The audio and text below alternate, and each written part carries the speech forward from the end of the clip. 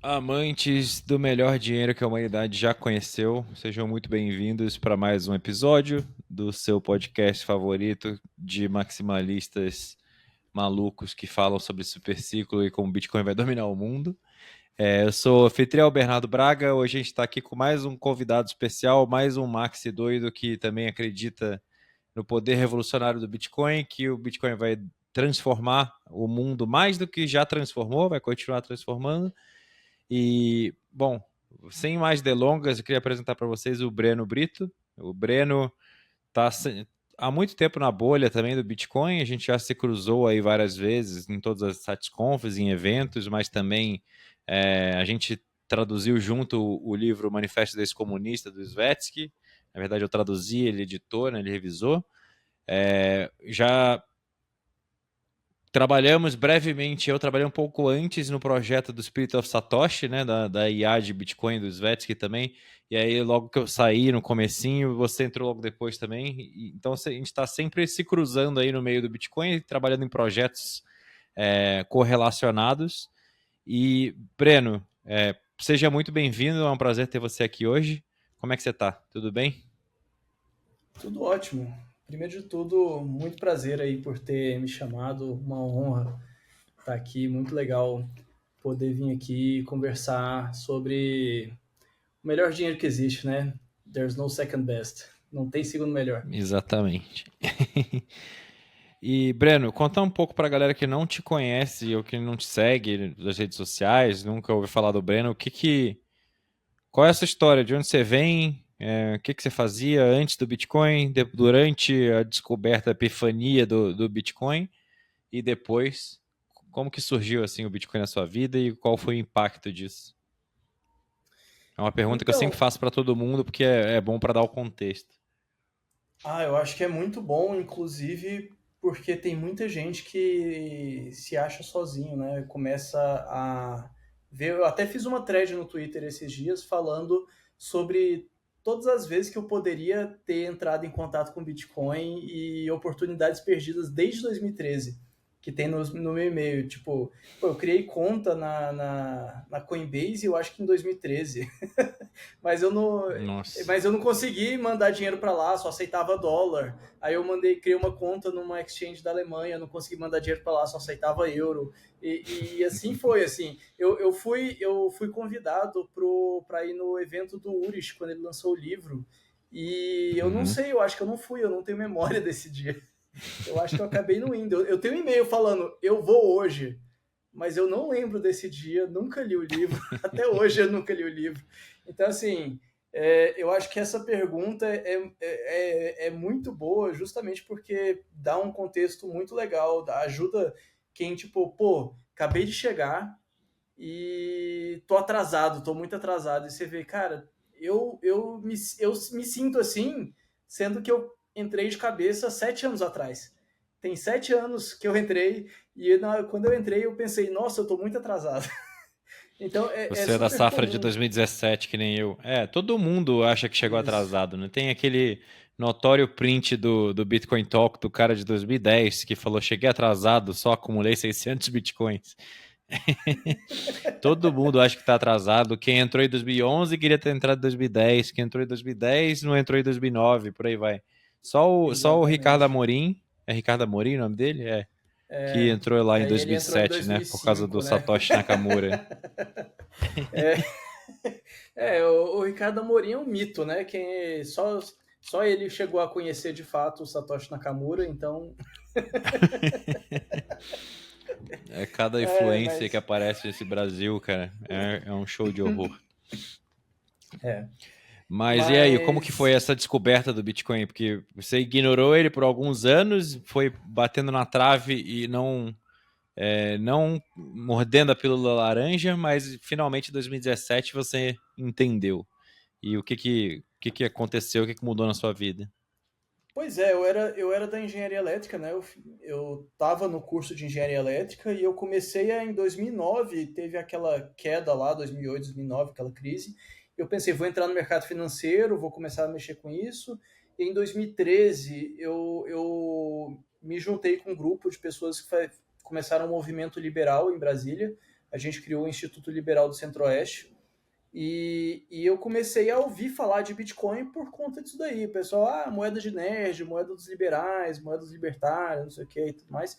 E eu achei interessante. Só que eu ficava com medo, assim, tipo, querendo saber mais, querendo...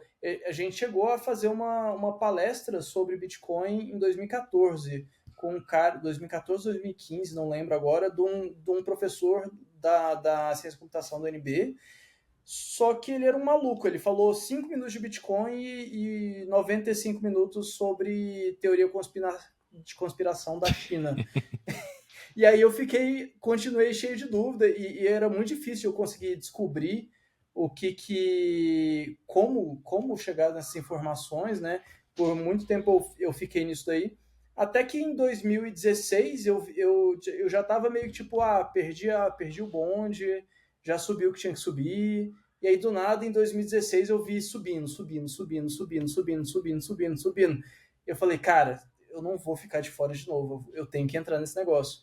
E aí o primeiro Bitcoin que eu comprei de fato foi em dezembro. Eu lembro exatamente, estava $1.000. $1.000. Eu comprei Dezembro 0,1 16. Bitcoin. Paguei acho que Eu R$200. entrei a primeira vez a $1.200 também. Tem um comecinho de 2017, março, janeiro, fevereiro, março, não sei. O de 2016 que eu comprei em dezembro de 2016 eu perdi aquela carteira. Já foi um aprendizado. Legal que você já tocou nesse ponto, que ia ser a minha próxima pergunta, que é, e aí, como foi a sua jornada de aprendizado? Você é daquela turma que nem eu, que nem o Abraham, que teve aqui no canal recentemente, que passou o primeiro ciclo fazendo merda e jogando dinheiro fora para depois aprender? Ou você foi mais inteligente do que o Bernardo e aprendeu mais rápido e não fez todas as cagadas que tem no playbook aí? Mas eu errei e perdi dinheiro em tudo, em alavancagem, em trade, em shitcoin, em busca de yield, botando em plataforma que não deveria inspirar confiança nenhuma, como o Atlas Quantum, enfim. O que você fez de errado aí pelo caminho? Eu fiz o contrário de você, eu errei pro outro lado. Eu errei porque eu ficava com medo, aí tipo, eu tenho conta no mercado Bitcoin, mas será que esses caras são confiáveis? Aí eu ficava, eu vou pesquisar, eu vou dar uma estudada. Aí eu ficava sempre delongando, assim, isso daí. E eu tava no mercado financeiro, né? Eu tava já há alguns anos trabalhando no mercado financeiro. Então, vamos diversificar aqui, coloca no máximo X% do capital para não perder isso daí. Então, eu errei enquanto você errou na loucura fazendo um monte de coisa, eu errei pelo outro lado de ser precavido demais. E eu só entrei, assim, digamos, de cabeça e falei, cara, é isso, não tem outra opção, não existe isso de diversificação, não tem mais o que fazer, é só Bitcoin, ponto. Só quando, tipo, o Saylor foi lá e fez.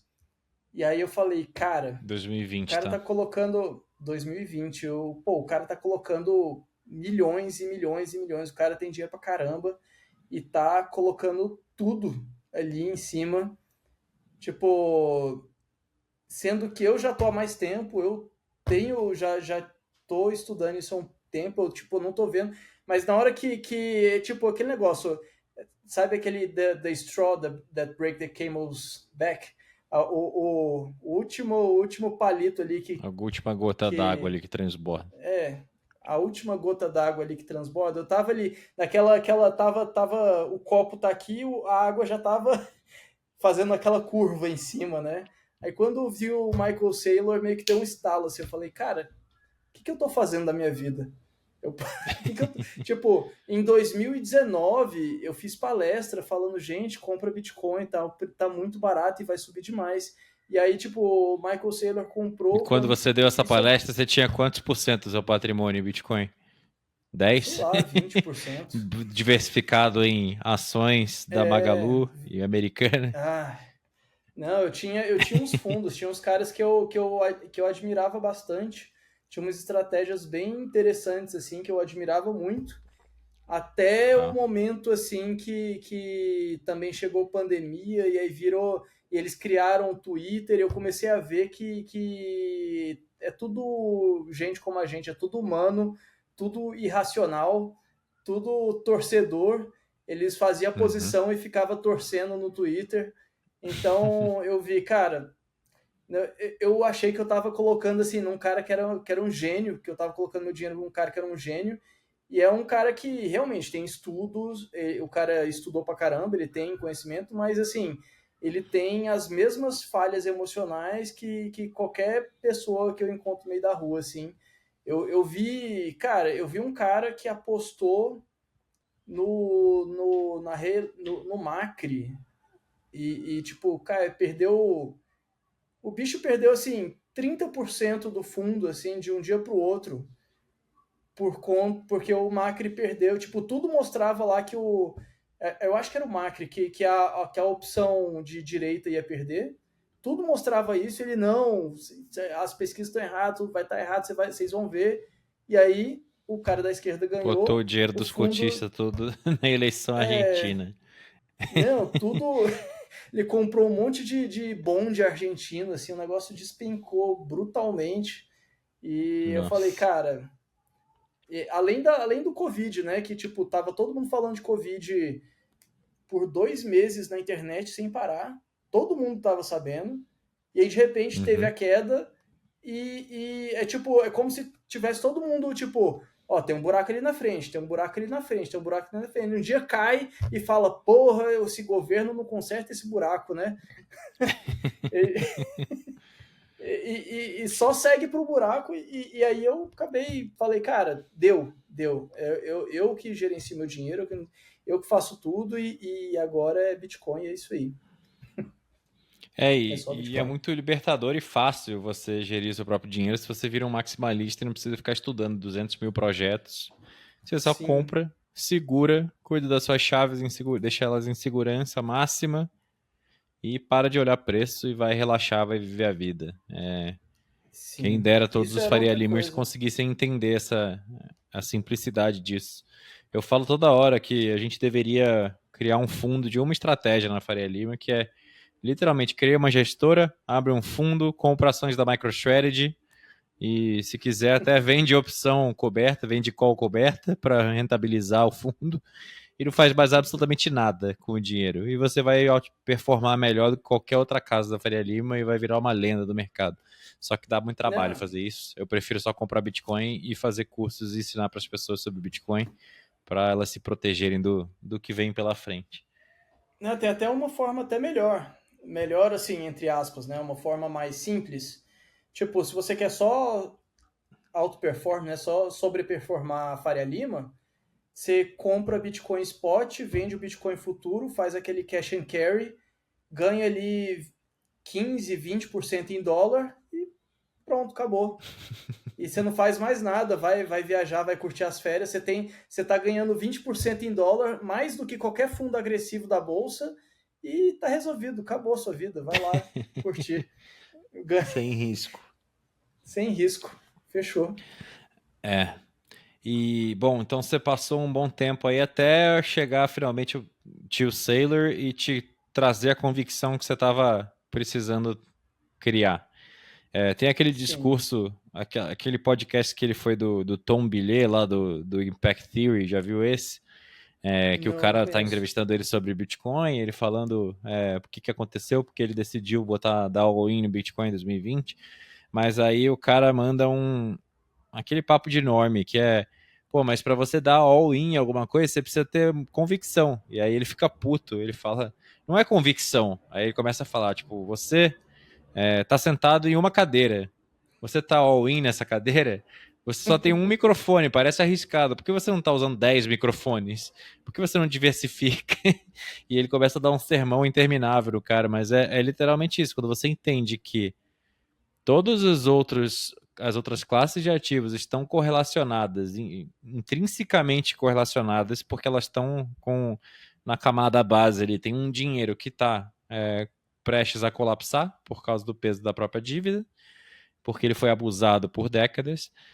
Literalmente você tem que pensar em diversificar entre sistemas monetários, como diz o Rafa Zaguri. E aí você pensa, pô, quanto que eu deveria botar nesse sistema aqui, que é o novo padrão monetário do mundo, que vai suplantar tudo que existe até agora, vai causar uma verdadeira revolução? E quanto que eu devo colocar no sistema obsoleto que está colapsando, que está tudo indo para o cacete? Na minha cabeça, é muito próximo de 100% no novo sistema. Eu não falo 100%, não põe não dar all-in, porque muitas vezes a volatilidade pega desprevenido quem não tem um patrimônio gigantesco não pode se dar o luxo de botar todo o seu dinheiro no Bitcoin e aí se o Bitcoin cair 40, 50, 60% no mês, você tá tranquilo. Se você tem que ser bem rico para ficar tranquilo navegando essa volatilidade. A maioria das pessoas precisa de um colchãozinho em coisas menos voláteis, né? E aí você pode botar no dólar, fazer qualquer coisa que você bem entender. Até um fundo DI do Itaú serve. O importante é só para você ter algo para se respaldar se rolar um imprevisto num determinado mês e você precisar de um dinheiro e não ter que vender Bitcoin a preço de banana. Mas, cara, acho que essa entrevista do Saylor ficou marcada até porque virou uma música. Acho que elas fizeram a música do All In on the Chair. Mas ele ajuda demais. As entrevistas dele, aquela série do Breedlove, que eles falam de história da humanidade, tudo. É uma aula de Bitcoin, de filosofia, cara, de tudo, de antropologia. Realmente é transformador. Eu não sei se o Saylor foi. Acho que não. Eu diria que o Mosai Fedin teve maior impacto ainda para mim, na minha transformação entre um shitcoiner degenerado que jogava dinheiro fora e um maximalista que aconteceu lá em meados de 2020 também. Mas foi mais por causa do Saifedin, porque eu tinha acabado de ler o padrão Bitcoin, e entrei na comunidade dele, e aí eu participava dos calls lá com a galera, tinha interação, entrei no grupo do Telegram, então eu vi imediatamente que ali era um grupo diferenciado de pessoas que fazia muito mais sentido, que estava mais alinhado em valores comigo, que era mais pró-liberdade no auge da pandemia, etc e tal, do que aqueles shitcoiners degenerados que falavam no YouTube do Brasil, que ficavam analisando gráfico, fazendo trade, escolhendo moedinha, e aí foi fácil essa decisão, essa migração. Como que você teve uma fase de shitcoiner, não? Como é que foi essa sua trajetória aí? Mais ou menos. Eu tive, tipo, em 2016 eu vi crescendo, crescendo, crescendo, e aí, tipo, eu não sabia, né? Eu ia aprender. E aí eu tava no mercado financeiro, falei, cara, não existe, eu não vejo, não tem muitas empresas confiáveis, eu vou criar uma gestora eu mesmo. E aí eu criei uma empresa. Eu fui acelerado, cheguei a ser investido, não muita coisa, não o suficiente para dar certo ali, ainda mais porque a empresa era naquela época que você ia fazer uma empresa, demorava 3 meses até a empresa ficar pronta. Minha empresa ficou Uhum. pronta em novembro de 2017. Imagina, eu começar a empresa, uma gestora de, Bem no de, topo. de cripto, pegando o bear market ali de 2018. Mas é isso, eu Uhum. fiz uma empresa de cripto. Nessa empresa a gente geria, eu cheguei a performar 80% acima do Bitcoin, fazendo algumas operações entre as criptos lá. E aí teve duas coisas aí que me ajudaram. Tipo, o Sailor me fez entrar de cabeça no sentido de, tipo, perder o medo de colocar mais do que, sei lá, 15%, 20%. O que Mas o que me fez parar de acreditar nas shitcoins foi estudar as shitcoins. Eu tinha um fundo, eu tenho que aprender, pô, vamos fazer uma análise fundamentalista. Eu criei uma métrica de valor fundamentalista dessas moedas. E eu comecei a ir atrás e pesquisar. E eu fiquei lendo, lendo, lendo, e eu vendo essas moedas só crescendo. Na época, já estava com 2.000 shitcoins lá no CoinMarketCap, hoje são 20 milhões. E aí eu estudava, estudava, estudava, estudava, e tem mais, e todo dia o pessoal falando, não, tem esse projeto aqui que vai revolucionar o mundo. E aí eu vendo, assim, todos os projetos se fudendo, especialmente ali em 2018, tudo indo para o saco, e a pessoa que, na verdade, me fez maximalista mesmo foi o Jimmy Song. Eu já seguia ele em 2017, e ele começou a falar, cara, não faz sentido ter uma empresa de blockchain Não faz sentido ficar criando um monte de cripto. Não faz sentido, se a gente quer um dinheiro, por que a gente precisa ter vários dinheiros diferentes? Não existe isso. Dinheiro se concentra em um só. Senão a gente fazia escambo. Por que a gente não faz escambo? Nunca na humanidade a gente fez escambo. Por quê? Porque escambo não faz sentido econômico. Tudo se concentra numa coisa só. Em um dinheiro só. Em uma tecnologia monetária só. E aí eu fui começando a entender. Naquela época tinha o primeiro modelo de precificação de Bitcoin mais robusto, né, que usava a Metcalfe Law, que era aquela lei que o valor de uma rede é o quadrado dos seus participantes, lá da Fund Strategy, se eu não me engano, não lembro agora o nome dos caras lá, o Tommy Lee, que fez isso daí lá para 2017, 2018. Então eu comecei a entender, tipo, cara, tudo se concentra em uma coisa só. A gente não precisa de ter várias moedas diferentes. Cara, meu dinheiro não precisa fazer contas, sei lá, que nem o Ethereum. Meu dinheiro não precisa ser um computador universal que vai fazer a conta do mundo. Cara, eu não preciso, tipo, dinheiro precisa ser dinheiro, e quanto mais coisa eu coloco para dinheiro ser, menos ele vai fazer bem o que ele precisa fazer bem, que é ser dinheiro. E aí eu fui entendendo isso daí, além de que teve também o fork do Bitcoin Cash, né? Que começou aquela discussão, o que é o Bitcoin de verdade, o que faz o Bitcoin ser o Bitcoin, por que o Bitcoin Cash não é o Bitcoin de verdade, qual é a diferença ali dos blocos, o que isso traz de impacto na descentralização, por que descentralização importa e onde a descentralização importa. Uma empresa, não dá para você ter uma empresa descentralizada. Você tem uma empresa, ela é descentralizada. É diferente do dinheiro. Então, assim, por que eu vou ter uma moeda da Apple? Não tem por que eu ter uma moeda da Apple. Tipo, vai ser, beleza, se quiser fazer uma milha aérea da Smiles ali, ok, vai ser a milha aérea da Smiles, mas aquilo não é milha aérea da Smiles, não é dinheiro. Você nunca vai pegar a milha aérea da Smiles e pagar seu pão na padaria, comprar um almoço, fazer. Então, assim, são coisas distintas. E aí eu entendi isso daí nesse trajeto. Eu fiz uma empresa de cripto, eu entrei em crise em 2018, que eu falei, pô, eu tenho uma empresa para ganhar, para tradar cripto e ganhar num portfólio, mas por que eu vou gerir um portfólio se não faz sentido eu ter um portfólio? Eu só faz Você sentido. entrou numa crise Bitcoin. existencial, vendo que não tinha valor, que não tinha razão de existir aquele projeto, é isso? É isso. Eu entrei nessa crise existencial em 2018, ao mesmo tempo que eu estava meio que arrumando investimento, e eu estava meio que pensando nisso. Meu sócio, meu CTO da época, que ele era o cara mais técnico, ele não tinha entendido esse lado. Hoje ele entende bem esse lado. Ele, inclusive, eu coloquei ele em contato com o Rafa Zaguri, tá? O bicho tá voando ali, o bicho virou bem max, assim, mas ele teve um período shitcoiner muito, muito maior do que eu, e eu ficava discutindo com ele, cara, eu não consigo, não faz sentido. E fiquei nessa crise existencial ali durante muito tempo. Quando eu fui investir, o pessoal da empresa que investiu falou, não, faz uma empresa de blockchain, vocês sabem da tecnologia, um monte de gente quer blockchain. E aí eu já tinha visto o Jameson falando que não dá certo, que ninguém precisa, que não faz sentido. Mas, cara, eu tô lá com dinheiro, eu tô meio perdido aqui, vamos tentar. Cara, todo mundo fala, na hora do vamos ver, ninguém quer de fato, porque realmente não faz sentido. Não faz sentido.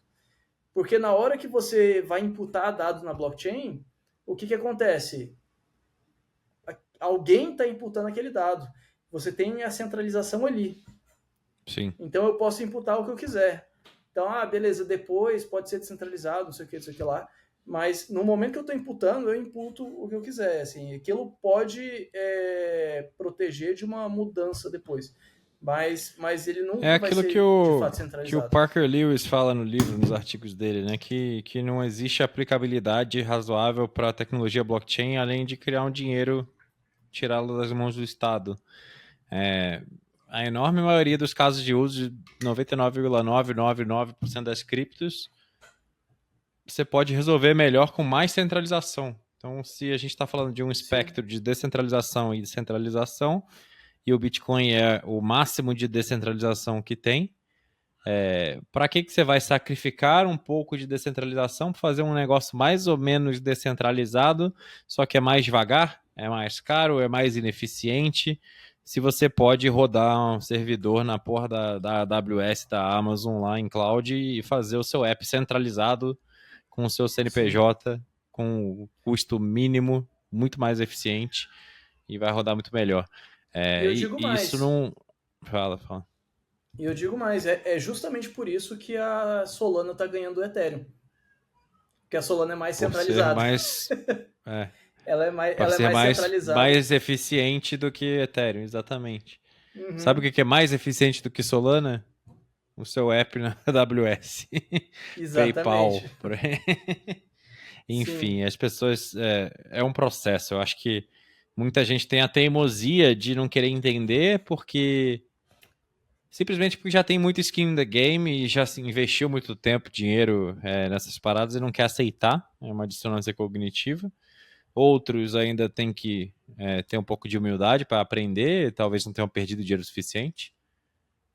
Outros eu acho que agem de má fé mesmo, que eles ganham em cima da ignorância das pessoas e, portanto, eles são os predadores aí desse mercado e é essa galera que eu tenho um verdadeiro pavor e uma aversão, assim. Eu compro várias tretas com os shitcoiners predadores, digamos assim. São os caras que procuram criar uma base de seguidores para ser saída de liquidez deles, né? Os caras fazem pump and dump, vendem todo tipo de tranqueira e sabe que o cara vai perder o dinheiro suado da família dele e não tá nem aí no fim do dia porque ele quer comprar a Ferrari, a Lamborghini dele.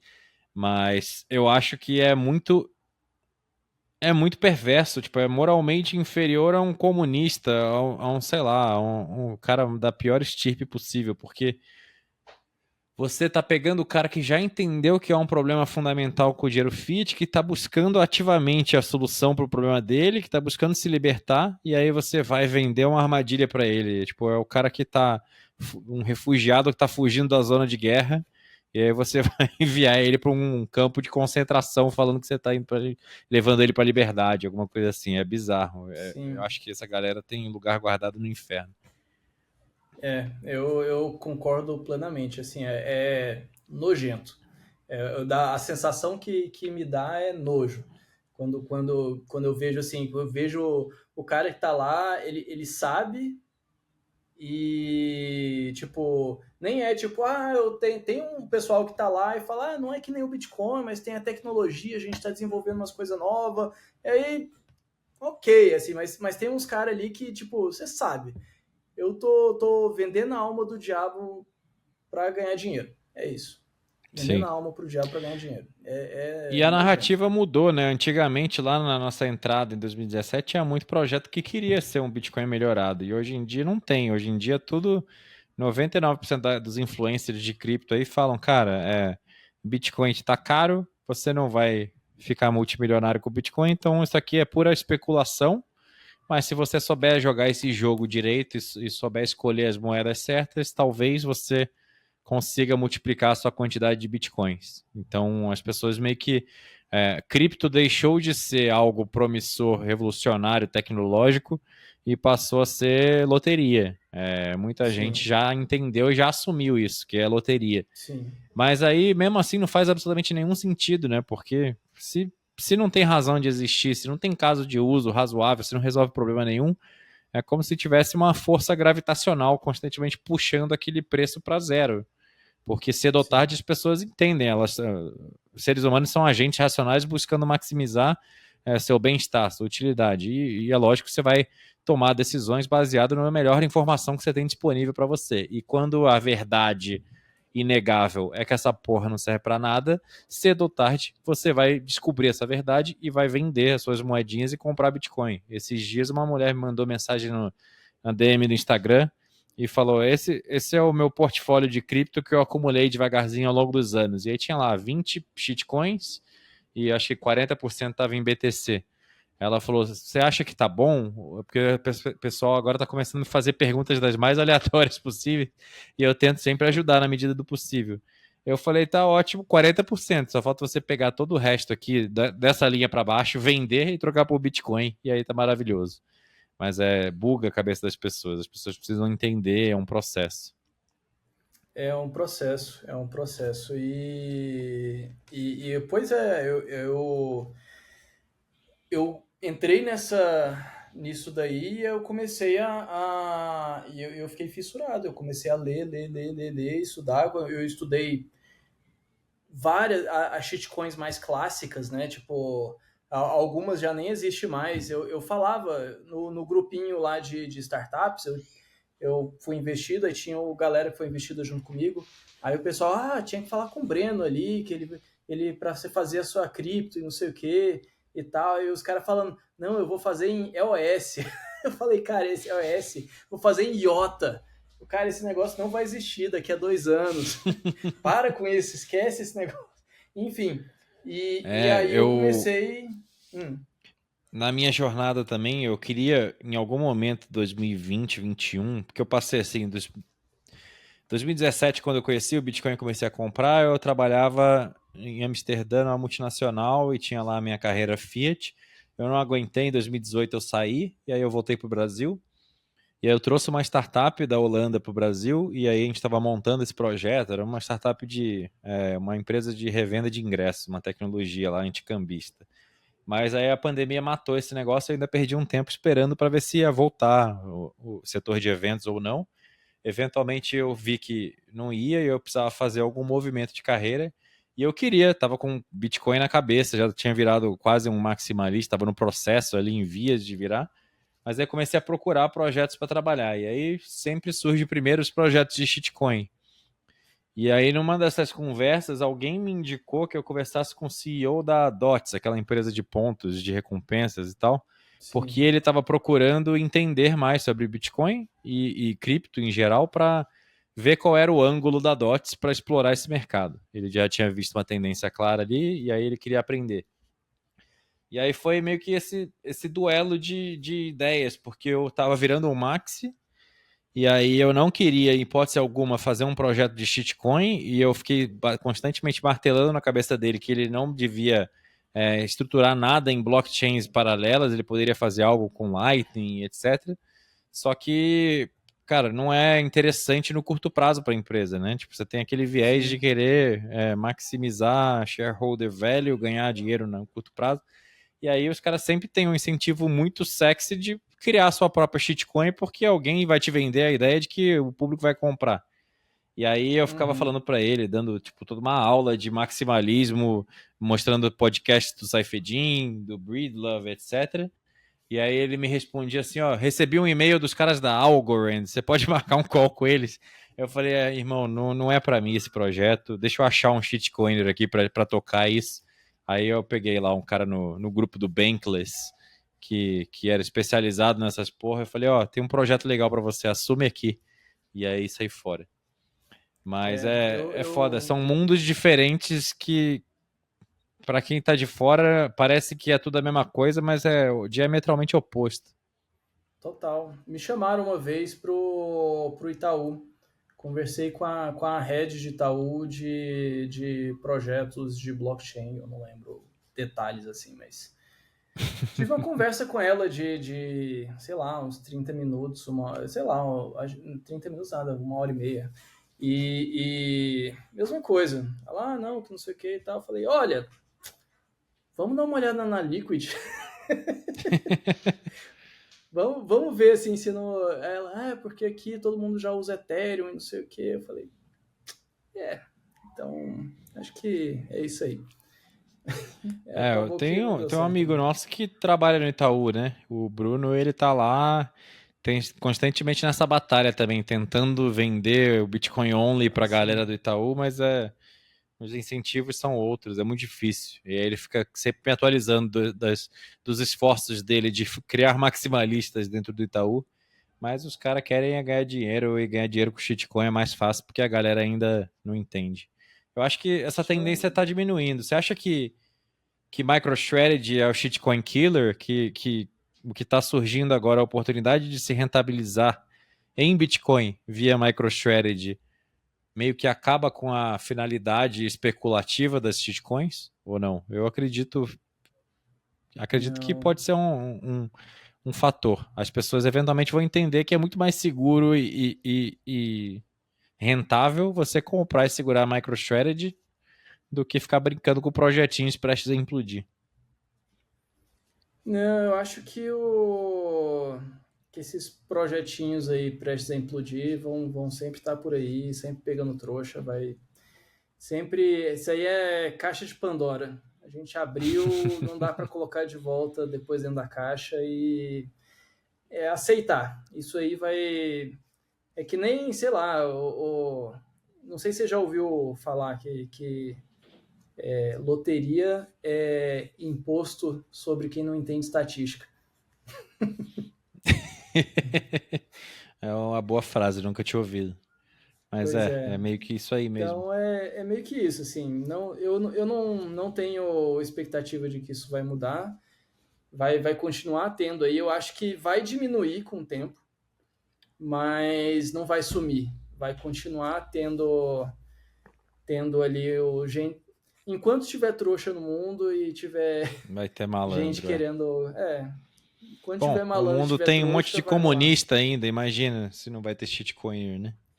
Pois é, Eu ainda, outro justamente. dia, fui no Redcast debater um comunista, o cara defendendo o marxismo. Tem um canal grande ainda no YouTube. E ele era muito eloquente, né? Falava com uma oratória boa, o Gustavo Machado, acho que era o nome dele. Mas como ele falava com essa oratória, com essa pompa, o público totalmente com o cérebro corroído pelo Paulo Freire achava que ele estava vencendo no debate, porque eu estava falando do jeito que eu falo aqui, trazendo verdades, Uhum. mas aí a galera ainda ficou depois no meu Instagram lá, falando, ó, tomou um pau do Gustavo Machado. Eu falei, tá bom, cara, fica à vontade de pensar isso. Toma um bloco Me aqui manda e depois segue pra eu sua ver. vida. Mando, mando.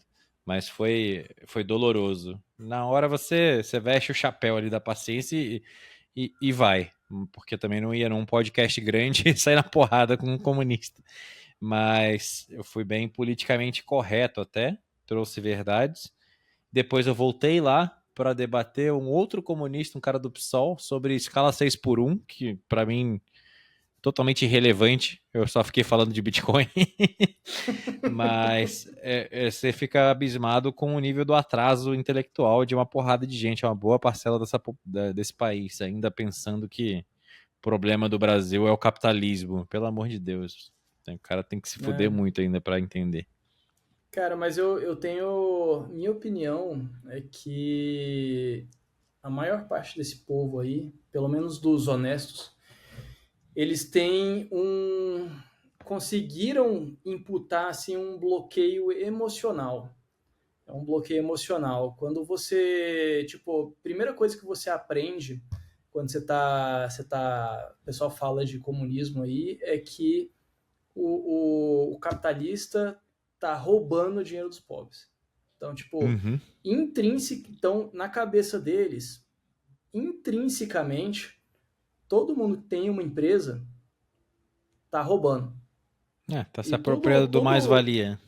exatamente, a mais-valia ali. Então, aquilo para eles ali é roubo. Então, do mesmo jeito que a gente que do outro lado ali, dos libertários, a gente, pô, imposto é roubo e tudo mais.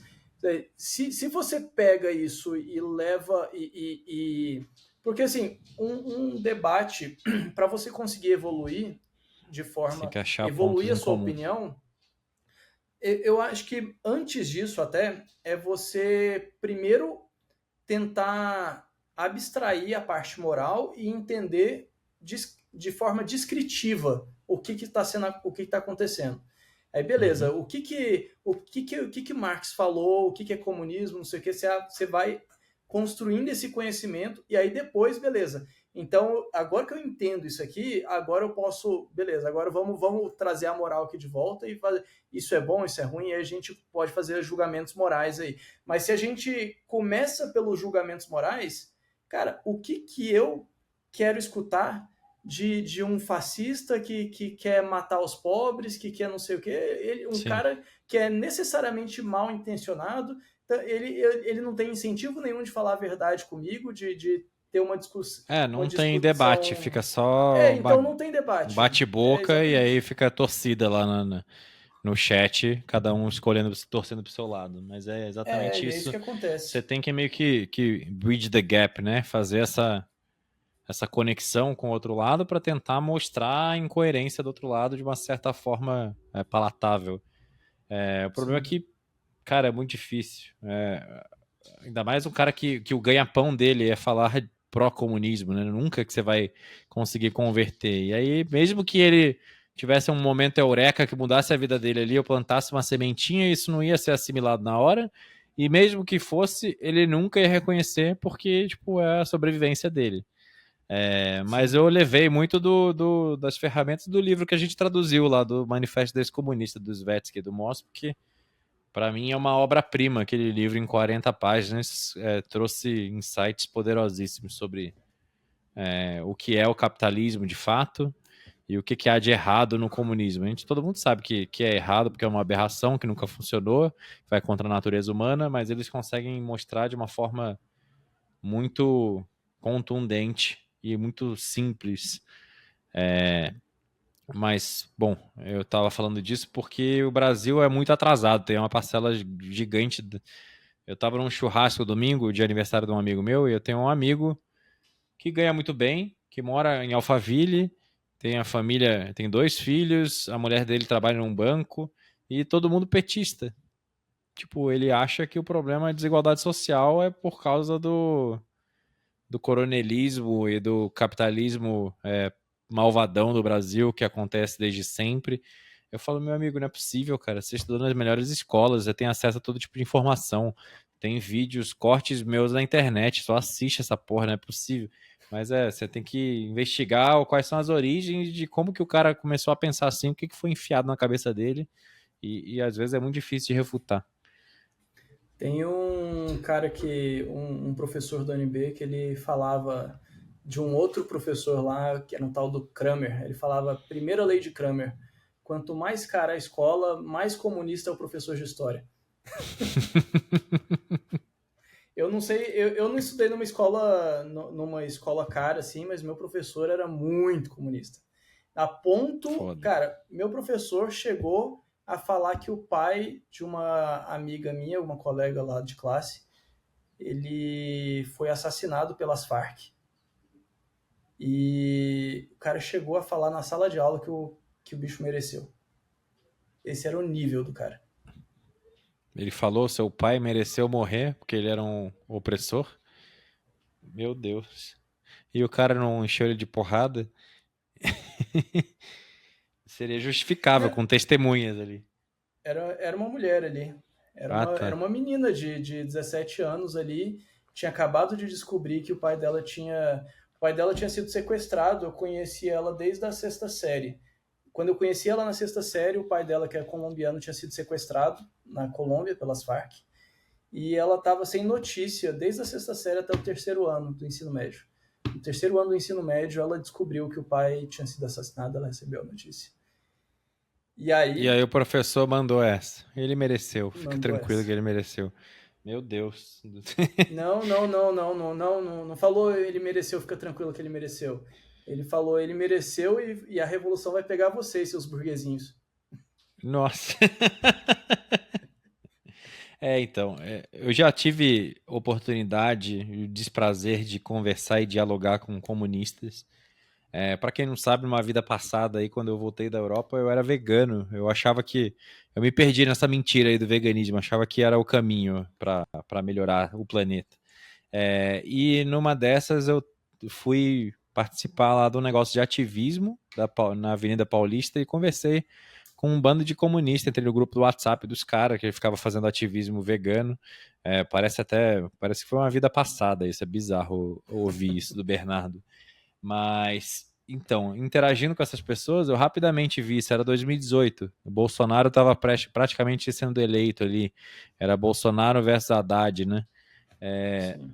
E aí eu vi rapidamente que os caras eram uns militantes loucos, desvairados, que queriam salvar animais e matar seres humanos. Falei, opa, tem alguma coisa fundamentalmente errada na cabeça dessas pessoas aqui.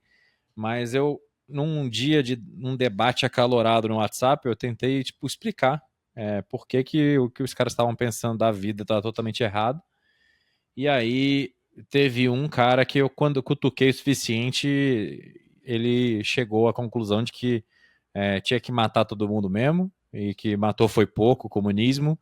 E aí eu descobri que quando você cavuca o suficiente, você tira esses caras da zona de conforto, no fim do dia eles são tudo um bando de assassino em potencial que querem matar geral para roubar o que você tem. Por isso, desde aquele momento, eu não consigo confiar em comunista. Tem esse meu amigo, é uma exceção. Ele não é um comunista, ele só é confuso. Ele vota no PT, mas ele é capitalista porque ele é empreendedor. Então ele só é bem confuso. Mas se alguém vota no PT ou é um militante, eu já corto completamente contato, porque eu sei assim, não dá para confiar nessa pessoa. Não contrataria, em hipótese alguma, para trabalhar comigo, porque eu sei que vai ter problema.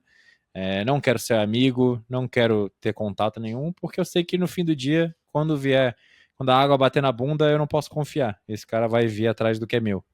Então, comunistas, aqui não. Aqui a janela de Overton é bem do outro lado. Isso aí é muito complicado. E Eu conheço muita gente, assim, que eu já conheci uns caras que foi nesse nível, assim, tipo, cara, eu conheci um cara em específico, ele fazia, ele meio que fazia amizade com uma pessoal que eu conhecia, que era mais liberal e tal, e assim, cara, dava pra ver, assim, era uma amizade falsa que ele tá, tipo, meio que tentando coletar informações para quando chegar a oportunidade, fuder com os caras. Eu já vi gente que faz isso, assim. É nojento. sim, Mas tem as pessoas que simplesmente, como você disse ali, seu amigo, tem muita gente ali que é simplesmente confuso, ingênuo, né? que é ingênuo, que infelizmente cai nessa lorota. E Mas cara, é foda. o que eu ia falar? Me esqueci completamente agora. Mas infelizmente no Brasil a gente tem muita desorganização do lado da direita, né? Quando o Bolsonaro se elegeu, a gente se iludiu ali temporariamente, achando que ia ter alguma solução por vias políticas, top-down. Rapidamente a gente viu o que o Olavo estava falando era verdade, que o Bolsonaro ficou lá jogando dentro das quatro linhas e se fudeu. Ah, eu lembrei porque eu estava falando disso. Em 2020 veio a pandemia, e aí a gente viu também que muita gente que se auto-intitula de direita, na verdade, é um comunista enrustido, ou pelo menos tem uma certa confiança cega no Estado que não é nada saudável e que não deveria existir. E que o torna, na prática, a mesma coisa, quase a mesma coisa que um socialistinha. Porque quando você fala que vai votar à direita, que você é capitalista e anticomunista, mas se o seu vizinho chama a avó dele na casa e faz uma reunião com umas 5 pessoas, você dedura ele pro Estado, na prática você é um comunista exatamente igual. Ou se você obriga a pessoa a usar fralda na cara porque você quer, porque você tá com medinho, também é a mesma coisa. Eu acho que isso aí foi um momento complexo, mas Foi. cara, foi um negócio assim, ninguém tava pensando direito, para Sim. todos os lados, para todos os É lados, o tava uma tal do loucura. Mass Formation Psychosis lá do Robert, esqueci o nome dele, Malone. A teoria de que você consegue manipular o pensamento coletivo e transformar a galera em psicótico, com medo, simplesmente manipulando a cabeça das pessoas com medo. E foi muito marcante para mim, porque eu pirei pro outro lado, né? Na defesa da liberdade, comprando todo tipo de treta possível o tempo inteiro, a todo momento, porque eu queria defender os meus direitos básicos de viver do jeito que eu bem entendesse, se eu não tivesse ferido a liberdade dos outros. Mas eu vi que rapidamente é muito fácil manipular a sociedade e transformar em algo distópico e algo bem caótico. Foi bem assustador. Graças a Deus acabou, deu uma acalmada aí. Não sei se vem mais episódios pela frente de alguma outra coisa semelhante. Os caras agora estão soltando drone falando que é alienígena, né? Tem gente que tá acreditando, mas eu acho que foi uma época negra, realmente, a época do vírus. Você sofreu? Teve algumas histórias disso, não? Ou foi tranquilo pra você? Comigo, comigo foi bem complicado que minha mãe morreu de Covid. Puta Foi que pariu. bem, foi bem merda. Foi bem merda. Em questão de, tirando esse aspecto, tirando Meus pêsames esse primeiro, antes de mais aspecto, nada. obrigado. Tirando esse aspecto, foi bem merda. Eu sou uma pessoa assim, eu sou bem caseiro. Eu já trabalhava, eu já fazia muita coisa. Eu tinha uma empresa, então eu trabalhava em casa. Então eu já Uhum. fazia muita coisa de casa. Então assim, eu vi várias pessoas assim que foram afetadas e foi uma merda. Eu acho que tipo dava para ter lidado com isso de muitas formas diferentes. É a mesma coisa dos investidores ali, que viram o buraco na Uhum. frente e aí falar, tá, olha ali o Covid, ó, e vai, cai. Então, teriam Sim. várias outras formas de lidar com isso bem menos traumáticas, que infelizmente não foi o caso que aconteceu. Mas, felizmente, assim, a minha família em geral, com exceção, eu quase perdi meu pai também. Ele ficou internado bastante tempo. Foi bem, cara, foi muito louco. Foi uma época bem foda, assim. Mas tirando isso daí, o resto da minha família e empregos e outras coisas assim, felizmente não foi nada além disso daí.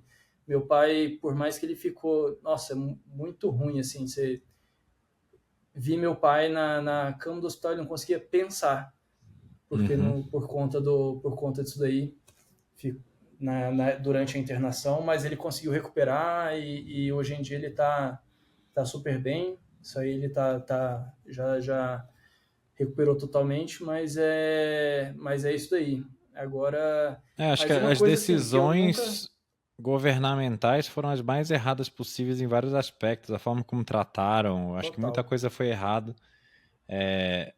O protocolo. Eu tive que salvar minha avó do hospital também, porque ela foi num exame de rotina no médico, passou mal, o médico mandou para UTI, mandou para o hospital já, botou na ala de Covid. Aí, obviamente, ela pegou o Covid, aí eles queriam entubar. E aí minha tia me ligou aos prantos e falou: vem pro Rio, preciso de ajuda, porque os caras querem entubar sua avó e vão matar ela. Aí eu tive que parar tudo que eu tava fazendo e ir pro Rio de Janeiro resolver isso. Graças a Deus deu tudo certo, mas Que coisa assim, boa. depois de muita treta, quase bati no médico no hospital, fazer barraco, etc., a gente conseguiu que ela não morresse. Mas ainda limparam a conta dela, porque teve enfermeira para isso, não sei o que lá, fisioterapeuta, não sei o que ela gastou mais de 60 mil reais de tratamentos médicos desnecessários, porque se ela não tivesse ido para o hospital para aula de Covid, não teria pego, não teria acontecido nada. Mas enfim. E aí Uhum. minha avó faleceu semana passada agora. Durou 2 anos aí de sobrevida, graças a Deus, porque ela viveu confortavelmente esses outros 2 anos. Morreu de velhice, morreu Ah, que dormindo, bom. basicamente. Mas Coisa foi boa. foda, foi um período foda mesmo, pra mim também. Eu não imagino como isso foi o seu, foi muito mais pesado, mas foi bem difícil. E a supressão das É. liberdades, pra mim, foi o mais duro, assim, eu ver o que as pessoas estavam fazendo umas com as outras, porta de comércio sendo soldada, e as pessoas sem ter como comer, era foda. Não, isso aí foi muito escroto. Isso aí foi muito escroto. Mas enfim. é, Vamos falar de outros assuntos menos pesados, então. Vamos. Voltar pro Bitcoin. E, cara, você Vamos. escreveu um livro recentemente, né? O 101 Perguntas sobre Bitcoin. Conta pra galera aí um Isso. pouco sobre o livro. Exatamente, esse livro aqui, 101 perguntas sobre Bitcoin. Então, esse livro aqui eu escrevi pensando no Breno lá de 2013, que estava perdido, que precisava de alguém para segurar na mão e falar, olha aqui, ó, tem...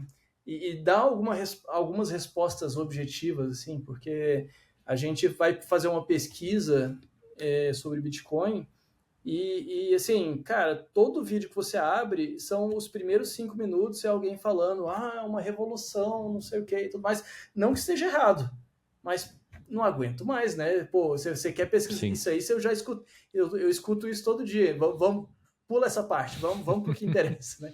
Então eu fiz justamente isso. Então essa é a ideia fundamental do livro. São 101 perguntas. Então aqui, ó, se eu pego aqui uma pergunta aleatória, tem perguntas assim que são meia página.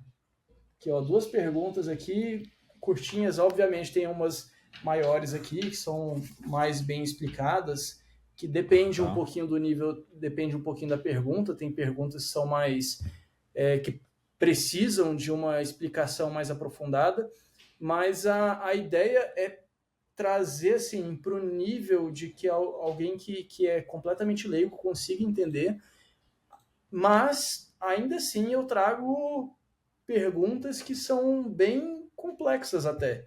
Então eu pergunto como funciona a criptografia do Bitcoin. E eu trago uma explicação, é claro, não é uma tese matemática com provas científicas, são analogias e formas de ter uma visão e entender como isso funciona, porque a pessoa fala, beleza, a maioria das pessoas que falam Bitcoin ele funciona por conta de criptografia. Mas na cabeça da maioria das pessoas, criptografia é pozinho mágico. Eles não sabem o que de fato é criptografia, né? Então eu trago um exemplo... lá que ninguém... Isso, exatamente. É muito abstrato. Tipo, o que é criptografia? Eu aprendi o que era criptografia no curso do Jimmy Song em 2018, que eu fiz com o Jimmy Song. Aí eu, tipo, pô, é isso? E com sorte, porque eu tinha feito um curso de teoria dos números na faculdade antes.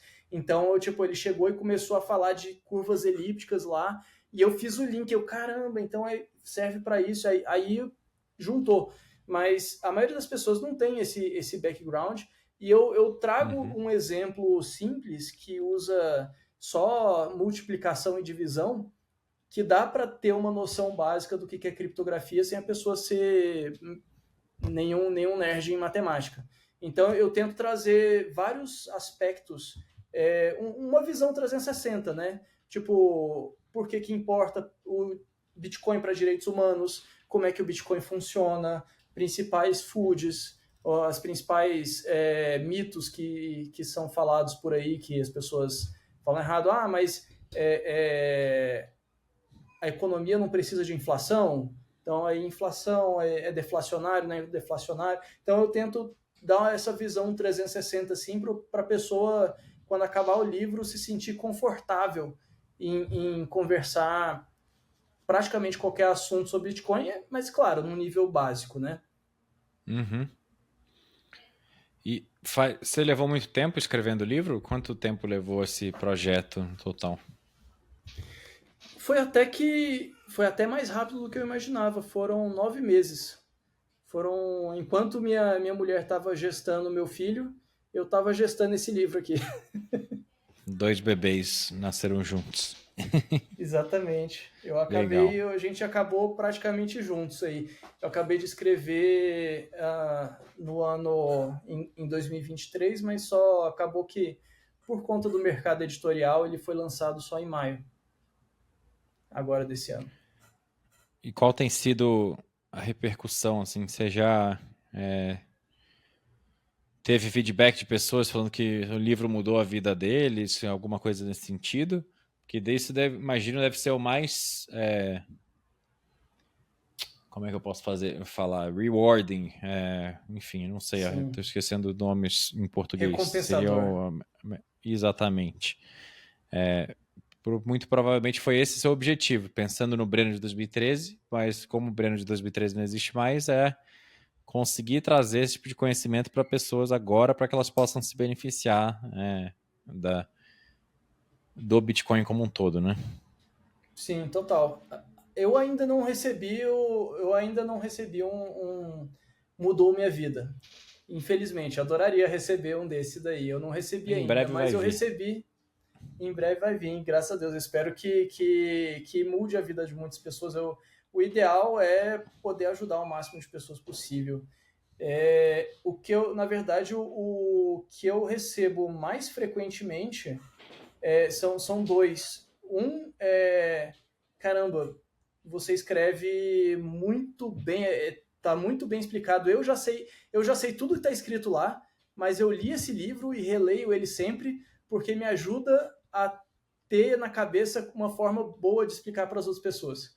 Isso é muito Legal. recompensador para mim, que eu gosto muito disso daí. Tipo, teve o Edil, que é um amigo meu, ele falou ridiculamente eficiente.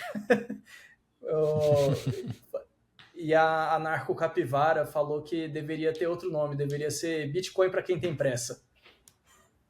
Porque é muito, muito Muito objetivo e bom. tal. Então, eu gostei muito desses reviews. Esse é um do tipo de review. E tem outro tipo de review também, que é tipo, cara, gostei demais, eu vou agora só indicar todo mundo agora eu vou parar de dar outros livros para as outras pessoas no Natal, vou dar o seu livro, porque eu acho que o seu livro é o melhor para explicar Bitcoin. Então, são dois aí que eu ando recebendo com frequência e gostando bastante. Legal. E, bom, pessoal, então vou deixar o link na descrição do episódio aqui. Se quiser dar o livro do Breno de Natal para sua tia teimosa que ainda não comprou Bitcoin, que insiste em não enxergar o valor do Bitcoin porque não estudou, é uma ótima opção de presente. Quem sabe ela chega antes do Donald Trump e do Vladimir Putin, do Xi Jinping e consegue comprar alguns satoshis com a economia de uma vida inteira. E vamos falar um pouco sobre esse assunto. O que você acha que vai rolar aí para 2025? Não necessariamente falando de preço, mas preço é a consequência natural.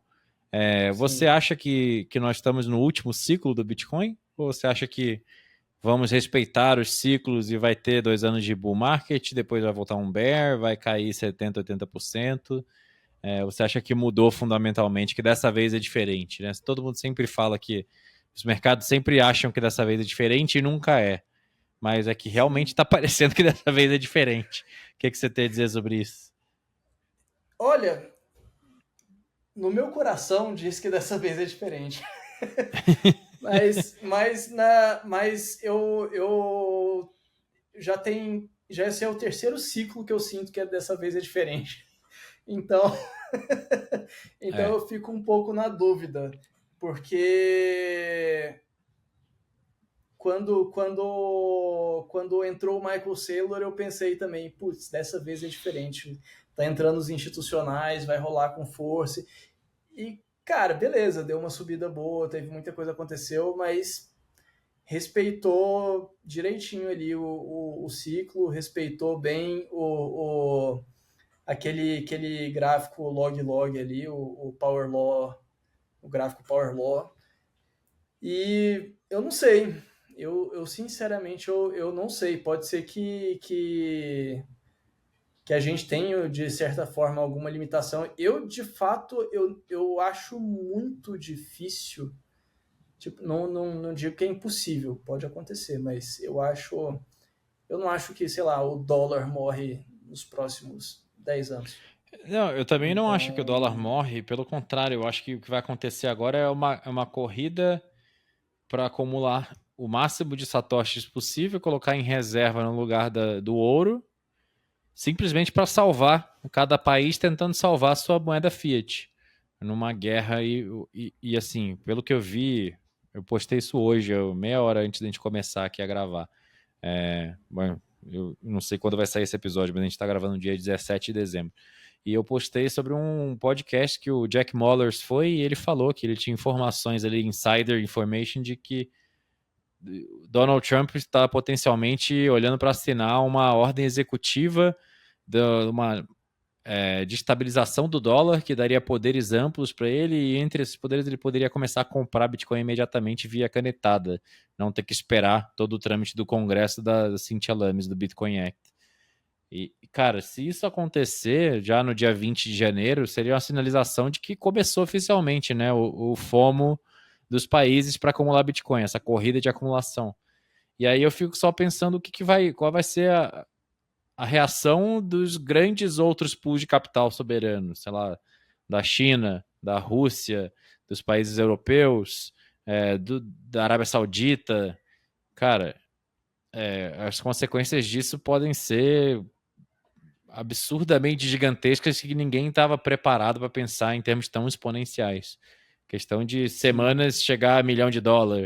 Mas a gente não pode ser tão bullish assim, porque parece que a gente é maluco se a gente ficar falando isso.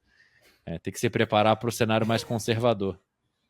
É aquele negócio. Quando a pessoa me pergunta, eu falo, vai chegar a US$ 200 mil. Tipo, é extremamente bearish quando Sim. você conversa com qualquer um que é maximalista. É extremamente bearish, mas quando uma pessoa que não tá altamente investida em Bitcoin e escuta isso, ele fala: caramba, Nossa, 100%? vai Você tem dobrar. certeza? Tudo isso? Tudo isso? E eu pensando, cara, isso é um bull market para formigas. Você falou 200 Mas, mil, eu fiquei assim, nossa, que coisa horrorosa. pois é. Se o topo for 200 mil, eu acho que a gente fracassou. Esse bull market flopou forte. Mas exatamente porque eu não consigo enxergar um cenário em que tudo que está acontecendo, essa leitura de cenário atual, que tem Wall Street correndo para acumular, Larry Fink defendendo abertamente e fazendo o ETF mais bem sucedido da história e já com Bitcoin para cacete, os países todos dando sinalização de que precisam de Bitcoin. E ao mesmo tempo o sistema, eu acho que pela primeira vez na história está entrando na cabeça desses políticos que o sistema Fiat tá chegando no fim da linha, isso eles já sabiam, mas dois, mais importante do que isso, é que a solução é o Bitcoin. E isso é um negócio que a gente não ponderou durante todos esses 15 anos de história do Bitcoin. Eu acho que ninguém ficava falando abertamente que, cara, vai chegar um momento em que os Estados-nação vão entender que o Bitcoin é a única solução que eles têm para a moeda fiat deles não colapsar. E agora está começando a entrar isso na cabeça das pessoas. Eu acho que é inevitável que cedo ou tarde todo mundo se dê conta disso e aí vai ficar essa corrida, essa ânsia para ver quem acumula mais rápido. Na verdade, tinha um cara. Já ouviu falar do Mayer Index? Mayer Multiple? Mayer Multiple? Mayer Multiple, sim. Então, eu esqueci o primeiro nome dele, o Mayer. Ele falava disso, acho que era os 5 ou 7 estágios de adoção do Bitcoin. E ele Tá. falava que a gente ia chegar nesse estágio, eventualmente a gente ia chegar nesse estágio de adoção por Estados-nações. Assim, é difícil falar ele previu isso, porque se de certa forma, quem imaginava, quem falava que o Bitcoin vai substituir o dinheiro, se você substitui o dinheiro, você efetivamente Sim. você chega lá, né? Ele não chegou, não falou nenhuma data, não falou nada. Ele só falou que isso era um estágio inevitável. Mas Mas é que é diferente. Muita gente, eu acho que pelo menos eu posso falar por mim. Eu sempre pensei no cenário base que era, cedo ou tarde, Bitcoin vai suplantar todas as moedas fiat como reserva de valor, depois meio de troca e por último unidade contábil. E aí tivemos a hiperbitcoinização, quer dizer que fiat morreu. E hoje eu vejo que não. Provavelmente Fiat não vai morrer, não vai a lugar algum, porque a maioria das pessoas vai continuar não investigando e cavucando para ir atrás da informação da verdade. E os países agora têm essa ferramenta. Eles conseguem literalmente postergar o sistema Fiat botando Bitcoin em reserva. Vai continuar rolando a uhum, reserva fracionária? Provavelmente por muito tempo, mas se eles conseguirem desinflar a dívida exponencial que está prestes a colapsar, através do que o Michael Saylor está fazendo, que o Bukele está fazendo em El Salvador, sim. eu acho que dá para postergar o sistema Fiat por muito tempo, só que bem menos corrosivo, bem menos destrutivo para a sociedade. O que eu acrescentaria do que você falou é que você tinha falado que a gente estava procurando. Antes não tinha uma solução. Antes não tinha solução. Eu lembro que eu já vi. Tenho conversas aí sobre moeda por conta aí dos circuitos liberais aí que eu participava desde 2013, então já tem aí um pouco mais de 10 anos que eu vejo as pessoas discutindo isso, as pessoas falando sobre isso. E nessa época, enquanto o Bitcoin ainda era muito novo, tinha algumas pessoas que falavam, Bitcoin, isso aqui e tal, mas a grande maioria, o grosso das pessoas ali falavam, tipo, cara, o sistema Fiat vai colapsar em algum momento e não existe solução. Por quê? Porque o Sim, ouro falhou, não tem como voltar para o ouro. Não tem como voltar para o ouro. O ouro, justamente, ele falhou. Então, agora a gente tem uma solução. Eu acho que as pessoas, acho que esses políticos estão começando, especialmente aquele cara, acho que é o Brian da Bitcoin Magazine, que ele foi assessor ali do Trump. Ele decidiu, cara, eu vou chegar pro Trump e convencer ele a ficar bullish em Bitcoin. sim, E aparentemente ele fez um trabalho maravilhoso. E foi isso, assim, ele conseguiu convencer o Trump de que a dívida impagável dos Estados Unidos tem solução. Agora, e aí, com o Trump sinalizando isso daí, os outros países estão começando a ver, opa, se os Estados Unidos forem, a gente vai ter que ir? Não tem como. Não tem como. Eu Quase vi tudo que alguém acontece contar no essa mundo segue história. os Estados Unidos, né? Eu vi alguém contar essa história, não me lembro quem foi, mas de como que ia ser a Bitcoin Conference desse ano, que eles confirmaram a Cynthia Lames como palestrante, ela ia palestrar no Industry Day, né, no primeiro dia dos 3, que é só para pessoas com ingresso especial para a indústria, e aí ela ia para um evento, não sei aonde, um evento de política, passar o fim de semana, e aí ele, nessa conversa com o Trump, conseguiu convencer o Trump a ir palestrar na Bitcoin Conference e aí avisou assim, Lames, cancela o seu evento, porque agora essa conferência virou a conferência do Donald Trump e você vai palestrar no mesmo dia que ele, no sábado, e assim foi. Cara, tomou uma proporção muito gigantesca, muito rápido, quando o Trump abraçou o Bitcoin. E dizem as mais línguas, né? Eu também já ouvi isso, não sei quem foi que falou, nos bastidores, o Trump o tempo inteiro ali nos bastidores da política, ele fala do Bitcoin como se fosse o novo petróleo. E eu acho que ele ligou esse Lé com Cré e fez essa ligação do Bitcoin ser o novo petróleo, porque o que garantiu a hegemonia do dólar durante todo esse período, que o dólar não tinha lastro mais em ouro, foi o petróleo, foi o acordo Sim, da Arábia petrodólar, Saudita do né? petrodólar, que morreu agora. Então eu acho que ele está buscando um substituto para continuar garantindo a hegemonia do dólar e ele enxergou no Bitcoin esse substituto em potencial. Então, se isso for verdade, se provar, meu Deus do céu, o que vai acontecer é inimaginável. Eu acho que a gente vai É, ver números absurdos que a gente nunca sonhou. E quem tem alguns satoshinhos que achou que ia ser miserável para sempre, talvez fique milionário com pouco satoshi. pois é, uma coisa que o Trump, assim, eu sou muito, muito, muito cético com políticos em geral, assim. Sim, Enquanto tinha o pessoal lá todo animado com o Bolsonaro, pô, desde 2016 tá falando, gente, para com esse negócio, vai dar merda. Ele é um covarde, não vai dar certo, ele vai dar para trás. Ó, aqui, ó, vários exemplos dele fazendo merda na vida dele inteira. Não é agora que, porque ele tirou uma foto com o livro do Mises que vai dar certo. Mas com o Trump, eu vejo, assim, na minha opinião, o Trump é mais inteligente que o Bolsonaro. Então, tem sem uma dúvida. chance maior de ele ter entendido isso daí. Mas eu ainda fico assim, não sei o quanto que ele realmente acredita nisso, mas eu acho que também não importa tanto por Eu acho dois que é menos motivos. ele e sim o gabinete. Ele tá cercado de pessoas que entendem. E aí eu acho que não depende tanto dele, né? Se descentraliza de certa forma. Mas continua aí, te É, cortei. não, sem problema. Mas eu acho que tem duas coisas. Primeiro que ele nunca mais vai ser presidente, né? Só pode ser eleito duas vezes nos Estados Unidos e depois nunca mais. Que é diferente daqui do Uhum. Brasil, que você pode ser eleito duas vezes consecutivas, aí depois você sai, depois você volta. Lá é duas vezes e acabou. Então, assim, ele Sim, nunca mais vai ser eleito. Então, agora é a hora dele fazer alguma coisa. E pelo pouco que eu conheço o Donald Trump, ele gosta de mirar alto e fazer coisas que são mirabolantes, mesmo que deem errado. sim. Então, assim, ele vai tentar fazer isso. Assim, eu acredito plenamente que ele vai tentar fazer isso justamente por conta disso. Assim, tipo, é a chance dele fazer uma coisa inimaginável na história americana e ficar com o nome registrado para sempre ali. E além disso daí tem justamente o ponto que você colocou.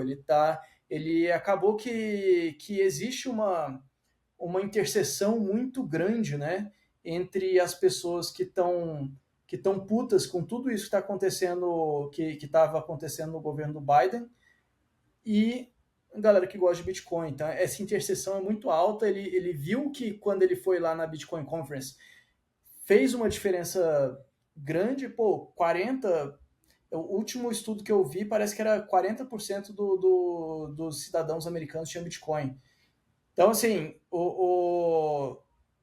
ele não. Por mais que eu sou receoso com político, eu acho que os incentivos estão muito bem alinhados para ele fazer isso daí. Então, acho que muito tem uma chance alta de acontecer e é muito difícil de fazer uma previsão do que vem depois. E o Eu que você vou acha que falar para as vem do pessoas. Brasil? O que você pode esperar dessa nossa terra amaldiçoada? Porque eu acho que se começar o nation state formal generalizado, o Brasil vai ficar para trás legal. Vai ser aquele país que tenta impedir as pessoas de abraçar a inovação.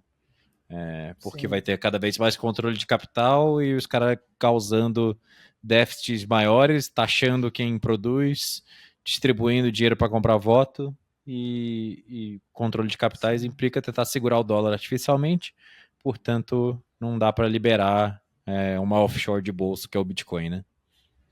Cara, aqui é país de caudilho, né? Tipo, a gente não consegue ter uma mudança do Congresso, uma mudança significativa do Congresso, porque a gente não consegue ter um enriquecimento da população. 95% da população brasileira, acho que 90% da população brasileira ganha até R$ 5.000. Cara, é muito pouco Sim. para o brasileiro, o rico brasileiro não chega nem perto do pobre americano. Uhum. Os 5% mais ricos, 10% mais ricos brasileiros não ganha o que um pedreiro ganha nos Estados Unidos. Então, assim, é muito difícil ter essa mudança. Eu não, tipo, quem é rico de verdade no Brasil, assim, ou é ou é um herdeiro ali de São Paulo, ou então é o juiz. E Brasil é isso. Agora eu acho que eu não sei o quanto que a gente consegue mudar isso daí, porque nos Estados Unidos as pessoas, 40% da população comprou Bitcoin e fez uma pressão para isso mudar de fato a política. Aqui no Brasil, quem é que consegue acumular dinheiro, tipo, com R$ 5.000 você consegue guardar o quê? Muito Sim. difícil você guardar qualquer coisinha. Você faz muito esforço para conseguir guardar qualquer coisinha. Assim, você está muito mais focado ali num bote salva-vidas do que qualquer outra. Você quer sobreviver. Então, eu acho que é muito difícil a gente ter A única mudança significativa que eu vejo que vai possivelmente acontecer é porque os Estados Unidos influencia diretamente assim o Brasil. Tudo que os Estados Unidos faz, o Brasil copia. Até guerra racial que o Brasil faz, ele importa a mesma pauta de um histórico Uhum. que não tem nada a ver. Eles, os mesmos temas, as mesmas discussões, as mesmas frases feitas, vem Até o copiado January colado. 6 teve sua Exatamente. versão brasileira, Herbert Richards. Isso. Até a invasão do Capitólio, a gente teve ali a versão Chaves aqui, É. aqui no Brasil. Versão Chaves aqui. A gente importa tudo. Então, assim, existe a chance de a gente acabar arrumando por isso daí, simplesmente porque a gente é paga pau dos Estados Unidos. Simplesmente no pior cenário possível. Mas a gente acaba tendo alguma influência positiva simplesmente por eles fazerem algo bom. Cara, acho que cobrimos tudo que eu queria falar. Você ficou algum assunto de fora aí? Hum, Cara, acho que falamos tudo. Se você só dar uma mensagem, então, pra galera, se você Claro. tem interesse aí em conhecer um pouquinho mais de Bitcoin, se ainda está iniciando, cara, meu livro eu fiz justamente para ser o melhor possível, mas se você ainda não leu, esse aí que está atrás do Bernardo, Padrão Bitcoin, eu traduzi ele para português, ele é bom demais. Eu traduzi o Padrão Fiduciário, que vem em seguida também, que é muito bom. E ele é quase assim, é tipo a meca do Bitcoin. Assim, uma vez Sem na dúvida. vida alguém tem que ler o Padrão Bitcoin, que ele é incrível. E é isso aí, eu tô lá no Twitter. Quem quiser falar comigo, Breno RB, ali no Twitter. Eu tô no Noster Vou deixar também, o Breno link aqui na RB. descrição também do perfil. Deixa aí o link na descrição, tô ali no Noster. Quem quiser, meus DMs ali estão abertos, quem quiser falar comigo, quem quiser bater um papo, tamo aberto aí. E é isso aí. Escutem aqui o Bernardo, ele sabe o que fala. Tem um podcast bem legal. E é nóis. Pessoal, se você tá em pleno 2024, quase 2025, com o Donald Trump ameaçando comprar Bitcoin daqui a 20 dias, e você ainda não entendeu Bitcoin, a culpa é sua. Tem o livro do Breno, tem o livro do Saifedin, tem o meu curso, tem o meu conteúdo aqui, o podcast, enfim, não existe mais de desculpa. Então você precisa se mexer e aprender, porque o painho não para de trabalhar ativamente para deixar os bitcoinheiros mais ricos e quem não tem Bitcoin cada vez mais pobre. E se você quer não naufragar com o resto do país, é bom que você faça esse movimento antes que seja tarde demais. É isso por hoje. Pedir para todo mundo mais uma vez se inscrever no canal, deixar o like, compartilhar esse episódio com mais pessoas que precisam ouvir e ativar o sininho para ouvir as notificações, para receber as notificações sempre que sair episódio novo, sempre que sair vídeo novo. E toda aquela ladainha que todo mundo sempre fala. E eu sempre levo o sermão da minha equipe falando assim: tem que fazer CTA, tem que pedir pro pessoal se inscrever, porque senão o pessoal esquece. Quando eu ouço isso, quando eu tô assistindo o episódio, eu falo, porra, não precisa me falar, eu já dei like, se eu quiser dar like, eu dou like. Mas parece que tem gente que esquece, então dá o like aí. Pessoal, obrigado. Foi um prazer, Breno, ter você aqui. Quando quiser voltar, a casa é sua, é só avisar. E tamo junto. Obrigado. Prazer é meu. Obrigadão, Bernardo. Valeu, galera. Até a próxima. Um abraço.